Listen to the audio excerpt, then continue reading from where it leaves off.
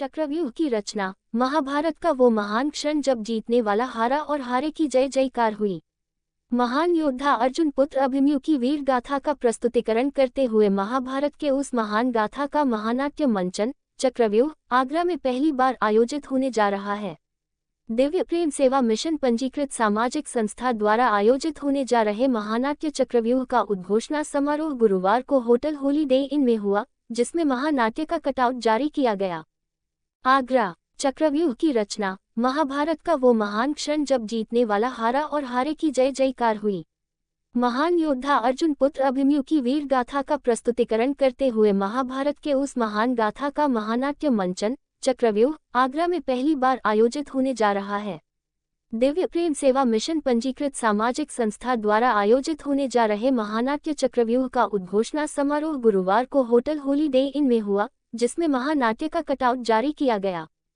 आगरा। चक्रव्यूह कार्यक्रम नाट्य की प्रस्तुति की जाएगी। इसमें महाभारत के चिर प्रसिद्ध चेहरे जिन्होंने कृष्ण का किरदार निभाया था, नीतीश भारद्वाज द्वारा यह मंचित कार्यक्रम है। और इसमें अभिमन्यु का जो एपिसोड था, अभिमन्यु का जो पूरी महाभारत के दौरान अभिमन्यु का जो रोल था, चक्रव्यूह का जो रोल था, उस पर 2 घंटे का ये नाट्य कार्यक्रम होगा। दिव्य प्रेम सेवा मिशन का सेवा समर्पण भाव का ये कार्यक्रम इस आगरा में आयोजित किया जा रहा है। दिव्य प्रेम सेवा मिशन हरिद्वार से कुष्ठ रोगियों की सेवा करने वाला एक संस्थान है जो सेवा के क्षेत्र में काम करता है। और मुझे लगता है कि इस आयोजन का प्रचार प्रसार जिस तरीके से आगरा में है, सभी लोग बड़ी संख्या में इस आयोजन में आने वाले हैं, क्योंकि हमारे पास सीटों की स्थिति सूक्ष्म सदन में 1000 है, तो लगभग उसकी पूरी आरक्षित पहले से ही हो चुकी हैं। और इस सेवा समर्पण के इस कार्यक्रम में इतनी बड़ी संख्या में लोग जुटेंगे, ऐसा विश्वास पहले दिव्य प्रेम सेवा मिशन को नहीं था। लेकिन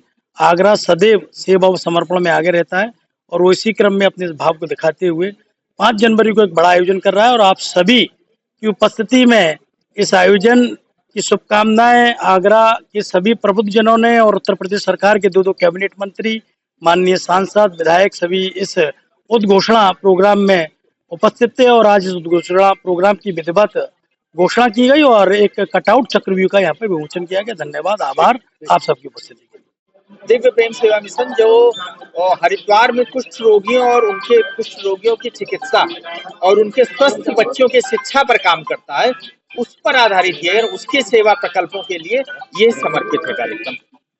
क्या सीख दी जाएगी, क्या शिक्षा दी जाएगी पूरा?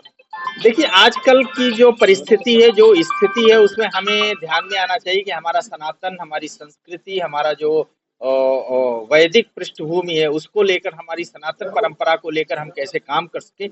इसलिए जो हमारे निष्ठा पुरुष हैं, जो हमारे प्रतीक पुरुष हैं, उन लोगों की, भगवान राम के बारे में, भगवान कृष्ण के बारे में, ये आज का जो समाज है, जो बच्चे हैं, वो जिस दिशा में जा रहे हैं, उनको हम संस्कार के माध्यम से कैसे रोक सकें, उनको हम सनातन की दृष्टि से कैसे प्रेरित कर सके।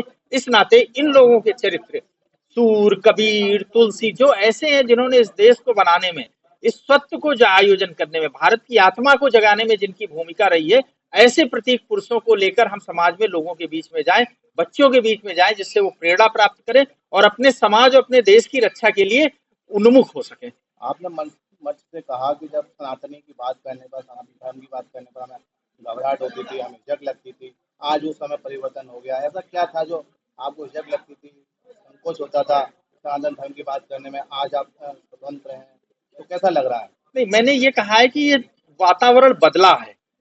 2014 के बाद से वातावरण बदला है। मैं बात कर रहा था जब 89-90 में जब हम लोग काम करते थे, खासकर विद्यार्थी परिषद में काम करते थे, तो उस समय का वातावरण ऐसा नहीं था और वातावरण बदला है, जिसमें हम अपनी बात को ठीक ढंग से लोगों के सामने रख सकते हैं, लोगों के सामने बोल सकते हैं। तो इसी बात को मैंने मंच से कहा।